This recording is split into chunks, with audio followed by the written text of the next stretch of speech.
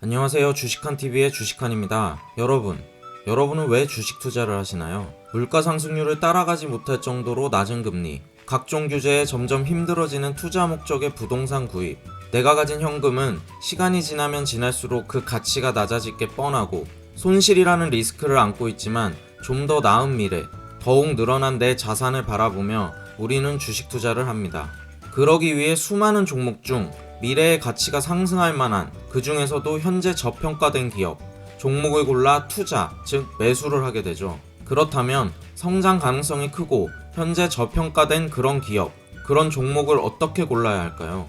우선 우리가 접근할 수 있는 기본 정보인 그 기업의 사업 보고서, 재무제표, 손익계산서 등을 보고 기업의 가치와 성장 가능성, 현재 상태 등을 파악합니다.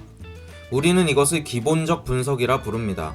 이런 기본적 분석을 통해 성장 동력이 풍부한 종목을 찾았다면 지금 당장 매수를 해야 할까요? 만일 여유 자금이 넘쳐 내가 목표한 주가에 도달할 때까지 몇 달, 몇 년이 걸리든 상관없이 기다릴 수 있고 또 그 정도 기본적 분석에 자신이 있는 분이라면 그렇게 하셔도 될 겁니다. 그러나 이 영상을 보시는 대부분의 개인 투자자분들은 그렇지 않을 거라 생각합니다. 돈의 여유를 떠나 종목은 차고 넘치고 우리는 몇 주, 적어도 몇 달 안에 가시적 상승이 있는 종목에 투자하여 돈을 벌길 바라죠. 저 또한 마찬가지고요. 좋은 종목을 찾았다면 이왕이면 싸게 사서 비싸게 팔아야 합니다. 그때 필요한 것이 바로 기술적 분석, 즉 차트입니다. 차트는 모든 것을 보여준다라고 하는 이가 있을 정도로 차트는 그 기업의 상장 때부터의 현재까지의 주가 흐름을 보여줍니다. 분 단위부터 일, 주, 월, 년 단위까지 내가 원하는 텀의 주가의 변화를 직관적으로 보여줍니다. 그 주가의 흐름을 파악하는 것만으로 이 종목이 현재 어떤 추세에 있는지, 단기, 장기적으로는 어떤 추세에 있는지를 알 수 있습니다. 차트를 보고 그 흐름을 파악해내는 것, 그게 바로 능력일 것이고 그것을 넘어 차트 안에는 수많은 보조지표들이 있습니다. 우리는 각자의 능력에 맞게 그것을 나만의 정보로 삼는 것이지요. 주식 투자에 100%는 없습니다. 그 누가 이 종목이 내가 현재 매수한 시점부터 계속 상승 혹은 목표한 시기에 상승해 있을 것이다 라고 장담할 수 있을까요?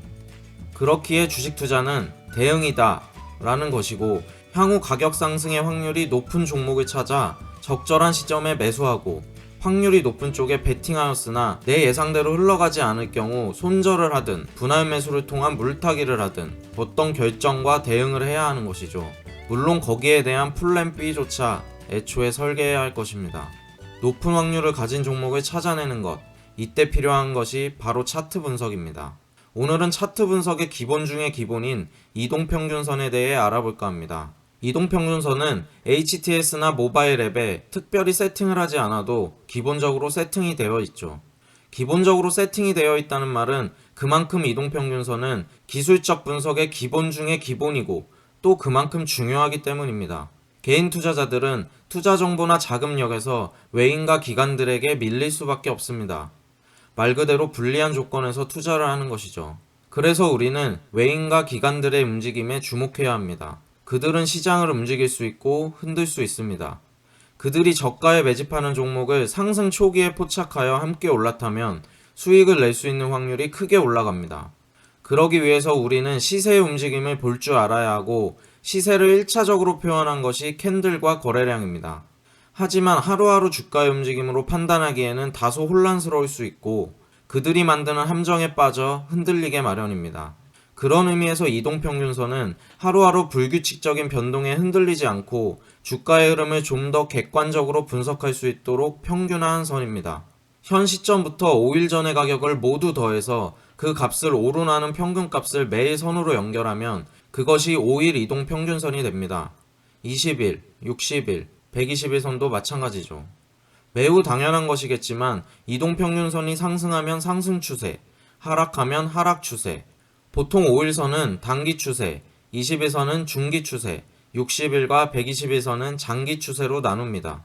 그 선들의 배열을 보고 위에서부터 단기, 중기, 장기의 배열을 정배열이라 하고 위에서부터 장기, 중기, 단기의 배열은 역배열이라고 합니다. 이동평균선의 역할 중 지지와 저항이 있는데요. 상승 추세에서는 지지 영역에서 분할 매수, 하락 추세에서는 저항선에서 분할 매도가 기본적 원칙이고, 정배열 상태에서 5일선, 20일선은 보통 지지가 되는 경우가 많습니다. 역배열 상태에서는 반대로 저항이 되죠. 특히 대형 우량주에서 이평선이 정배열로 바뀌는 초기 단계는 외인과 기관의 매집 시그널입니다. 혼조 구간에서 이평선이 모이고 정리될 때 방향성이 크게 나오는 경우가 많습니다. 또한 장기 이동평균선을 단기 이동평균선이 뚫고 올라가는 것을 골든크로스라고 하는데, 이때는 추세 전환을 의미하며 신뢰도가 높은 매수 타이밍으로 쓰입니다.